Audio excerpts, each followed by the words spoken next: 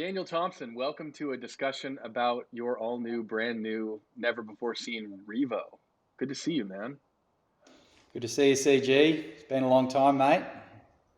It's been too long, and it has been too long since you have been surfing. Since the REVO came out, we've had a lot of questions on our end about where you've been, what you've been up to. You've kind of been keeping a low profile for quite some time now. Kind of get us up to date on the last year, year and a half. Yeah, well, I've been out of the water for a year and a half, and it's been a niggling knee injury, cartilage damage in my knee, and it's been just a combination of several things, COVID and also just timing with doctors and stuff. It's just been a really weird one, but good news is I'm almost back. I've just had surgery, and I've got about a 4 to 6 week recovery, and looking to get back out there soon.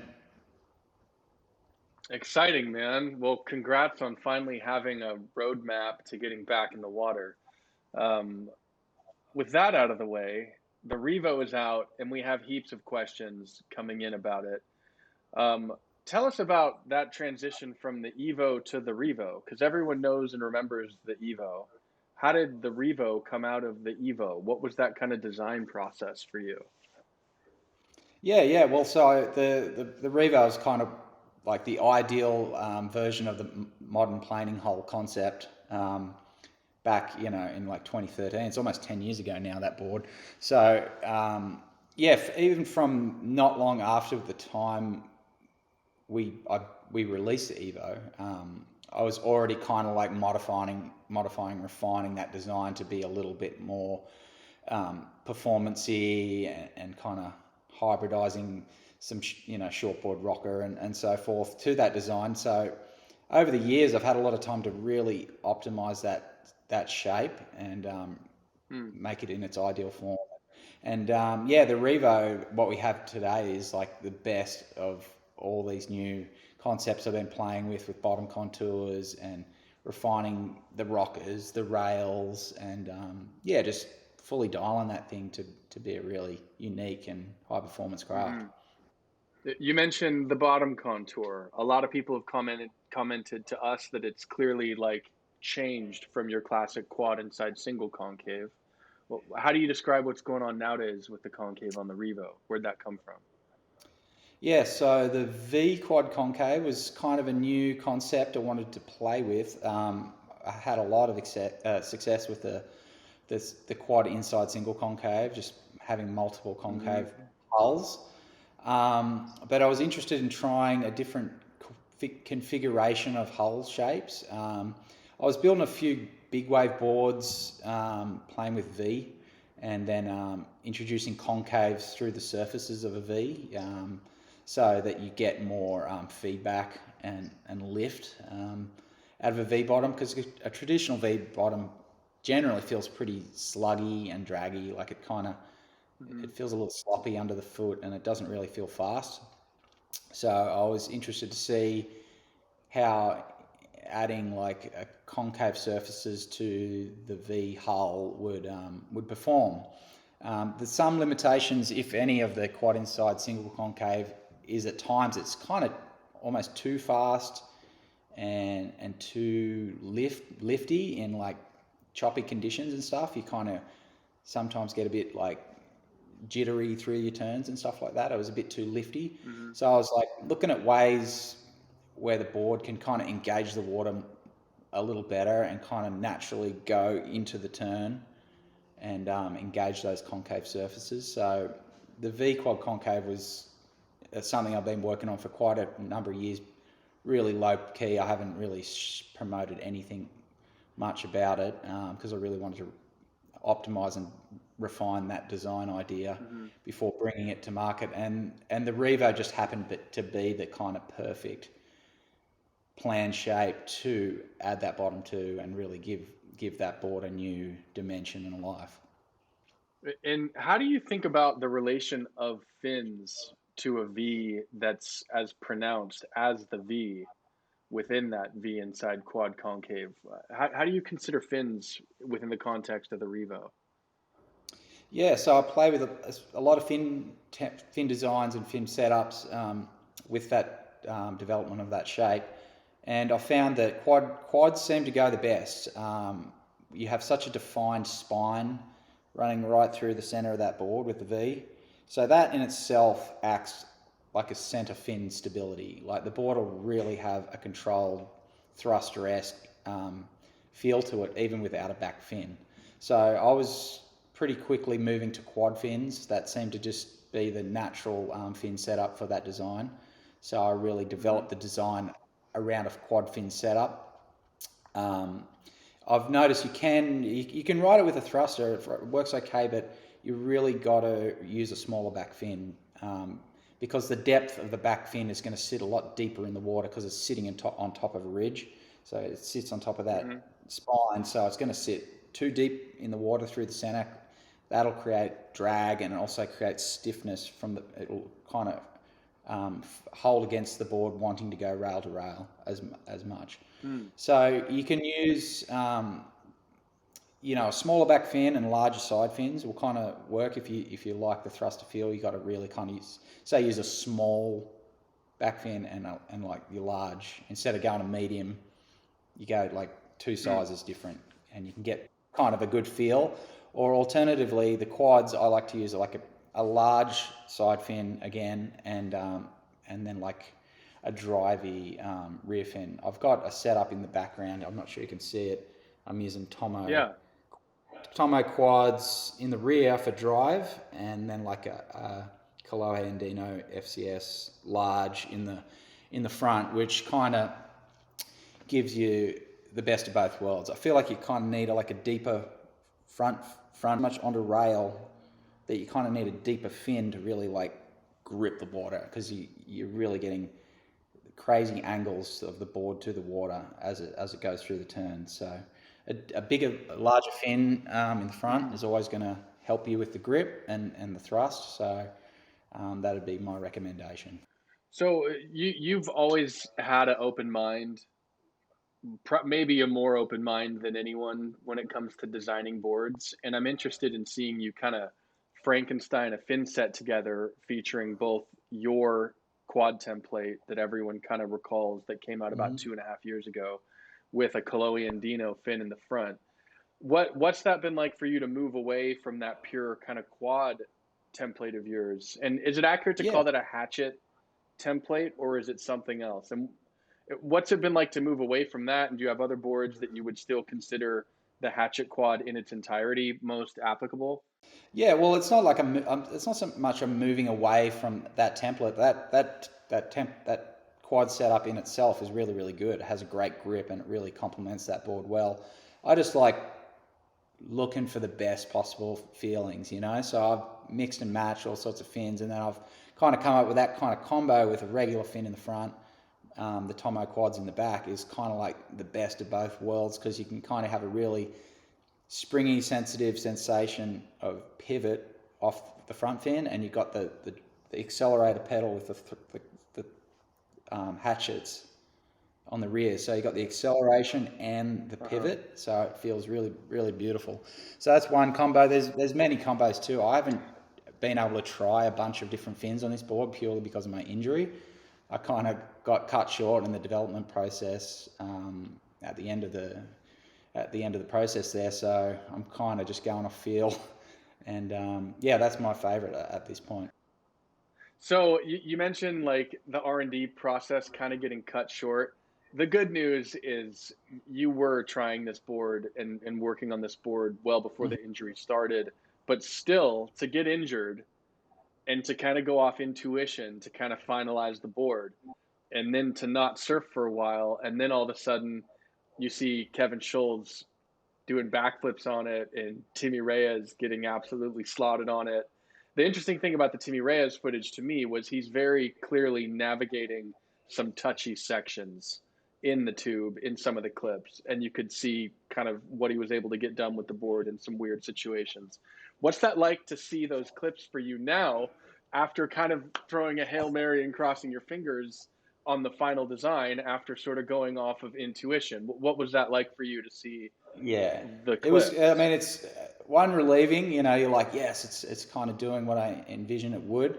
And like you said, I did get a fair bit of development time into the board before I got injured, but there was like a couple of iterations of submitting the final master, for production and stuff without actually testing it was kind of pretty nerve wracking. And I've kind of been sitting with that like little bit of like, I wouldn't say worry, but like, oh, I wonder how it's going to translate to other pro riders or even the market in general, your average riders. But yeah, it was insane. Like seeing Kevin immediately just like clicking in and doing some radical like next level flips and stuff in the pool. Timmy seems to be Mm-hmm. psyched and doing some beautiful turns, and it's still really early days. I'm only just getting to see that board in action myself because I did very little filming on it. So everything that everybody's seeing of that board is I'm also seeing for the first time. So it's a really organic, new.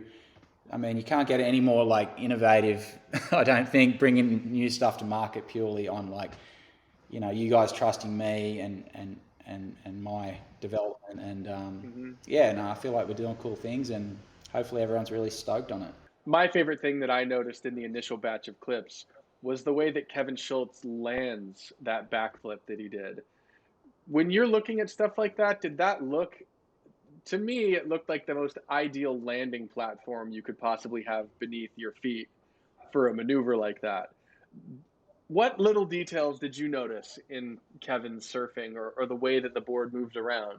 Is there anything specific that comes to mind that you see? Because I just looked at that and was like, there is no better landing platform. It almost looked like he was landing A on cushion, a yeah. bed or something. It looked Yeah, well, that's an interesting point. like, That wasn't my first thoughts when designing that board. My first thoughts are to make the board just roll purely from rail to rail without any effort. The V lets the board just naturally want to fall onto a rail without any leverage. A concave bottom will actually kind of leverage the turn because it wants to naturally kind of flatten out because it's fighting against the curve of the concave when it hits the water. mhm, So a V just wants to go with the turn naturally, so you don't have to put any effort into it. And the idea was to make a beautiful S turn in the pocket, get really radical with very little effort. But to see Kevin doing those crazy airs and then having those silky landings, it makes perfect sense because the V creates a breaking point for the water when the board hits. It's going to hit on a kind of a point which will really cushion the landing. mm, So it may well be a very good advancement to aerial surfing kind of in the sense of landings. I'm not sure if it's the ideal surface for the pop off the lip or it may be. mm. It's still yet to be seen, but it's really cool. He got plenty of pop on that air, so that seems like a really a lot of potential there. I'm pretty stoked. Off to a good start. Well, one thing that our audience doesn't know, and I think that you already know this, is both Timmy and Kevin were riding sizes that were slightly too big for them, and they still thoroughly enjoyed the board and did the kind of surfing Mhm. that they were doing on it. I wonder what's your take on volume and sizing for this board? Is that, can you get away with sizing it up? Do you need to hit your performance volume? What are your general thoughts on sizing a board like this? Do you feel like Timmy and Kevin will like the smaller sizes more when they get those? Or do you think that the higher volume sizes for them, slightly more volume than they'd normally ride, is that kind of the call with the Revo? Yeah, I think you're right. I think you can definitely get away with sizing this board a little larger than you normally would.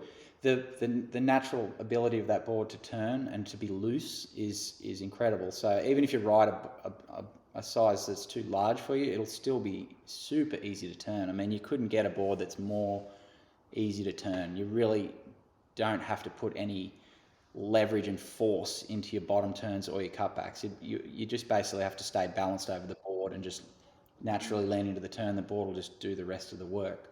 So that's the coolest feature of this board. It should be just so easy and effortless to ride. You really don't have to overthink it. The board will just kind of go where your mind wants to go on the wave. It'll just do it. So um, no worries going a little bit Mm. bigger. If you're a advanced surfer, then you'll get the most out of a board similar volume to your shortboard.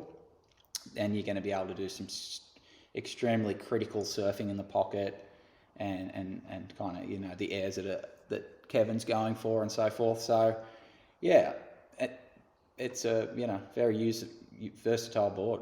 Hey, you mentioned the board that you had made for Kelly, and I know that that caught a lot of people's interest, not just because there were some clips of him surfing it, but because he specifically discussed it on his personal Instagram page. When you make that, well, I mean, you're how far in are we with your relationship with Kelly? We're on like year 9 or year 8. I mean, when did he first surf that board at Snapper of yours? Yeah, that would have been 2015, I guess. So it'll be about year 7. We've been kind of connecting, and yeah, it's about 7 years. 7? Yeah, it's crazy. It doesn't feel that long. Is it generally you trying to like read his mind and come up with something he might want to do R&D on, or is he giving you these ideas that create shapes like the one that we saw him with on the Gold Coast? I think it's both. I think that's why we've had a great working relationship. Is, he's got a lot of cool ideas. I've got a lot of unique ideas about how to ride waves, and sometimes they're really similar, and sometimes they're completely different. So he's trying to ride a wave on such a radical sense that even my surfing can't really. It's hard for me to comprehend what he wants, which says something for how incredible his mind and his ability is. I can't even kind of understand what he's trying to get at times. And then I've got approaches that he might have not have thought out, and sometimes we have similar ideas, and a lot of times I'll just build him some weird idea that I think that would suit his surfing, and just kind of see what happens. There's some hits, there's some misses, so it's just kind of like being cool with that and just enjoying the process of getting into shape for the greatest surfer of all time is a huge privilege. And yeah, and Yeah. if things materialize into a model, that's fantastic. If not, I'm stoked just with the privilege of shaping him a few boards. It's been awesome. One of the questions that we've been getting a lot, specifically from people who work at surf shops, because they were the first people to see the Revo when we gave it to surf shops. There's been a lot of questions about the Ibolic tech, and the Revo is the first launch within the all new Ibolic tech. What's it like to have the Revo designed in Ibolic, and what was it like for you to consider the shape design within the context of the Ibolic build method? First off, I've been stoked on the idea of the Ibolic. It makes complete sense to me. It's kind of the best of the LFT and the helium put together. And I've been working with you guys behind the scenes. I've known that this idea has been in development, and I've been super excited and in touch with the initial testing of the tech. So I know it feels incredible underfoot. It's kind of like the holy grail of a sandwich structure epoxy. You've got the springiness of that high density foam stringer, Mm. combined with the high density foam rail. So it's almost like a little skeleton in itself, like an engineered skeleton of flex control inside the board. And that's not even including like the I-beam technology, which is like an engineering sense. Like when you think of a steel beam inside of a building, it's like that same I-beam shape. So that's clearly, from an engineering standpoint, the strongest lineal structure. And then you tie it all in with the new high density deck skins. It just feels incredible underfoot. So I was like, sign me up. As you guys Mm-hmm. asked if you want to release that new tech with the Revo, I was like, heck yeah, let's do it. This is the ultimate epoxy tech, and it's strong, it's flexible, it's kind of perfect, man. So I think it's going to be just kicking goals for a long time, that tech. Right on, man. Well, look, it's very cool to catch up with you. It's very exciting to see the Revo come out. Is there anything we've missed specific to the Revo that you feel is important for people to consider as they're setting up this board for the first time, or taking it for a surf for the first time, or anything that people should expect from this shape? Sure. I mean, there's a couple of little things with the V that you got to understand different to a concave bottom. For example, when you look at the thickness measurements on the stringer, you'll notice that it seems to say the board is really, really thick, but in the rail it doesn't really feel any different to, and what you normally would like under the arm. So you got to take into consideration it'll be about 3/8 of an inch roughly thicker on the stringer measurement or the stringer thickness than it is to the rail. So it's important to kind of focus on just volumes when you're sizing the board, and taking consideration that V is going to be the thickest point right at the stringer and then rapidly thin out. So yeah, volume's a key component to sizing. You'll also notice a good benefit of that bottom is it really paddles so well because the volume is balanced right down the center of your chest and under your chest. So the buoyancy under chest feels fantastic. And it also catches waves really, really well. The V bottom really creates lift at very low speed, even like just starting to catch the energy of the wave. You'll feel that hull kind of like hop out of the water and start planing. So wave catching is fantastic on that board, probably the best I've ever experienced on a small board. Yeah, so there's a lot of cool feelings in that bottom. I hope everyone gets to feel those and gets soaked on it as I am. Well, I like what you said because so many shapers say, "Oh, everyone's obsessed with volume, but there's so much more to it. You've got to look at dimensions." And I love that you're kind of saying the opposite with this one.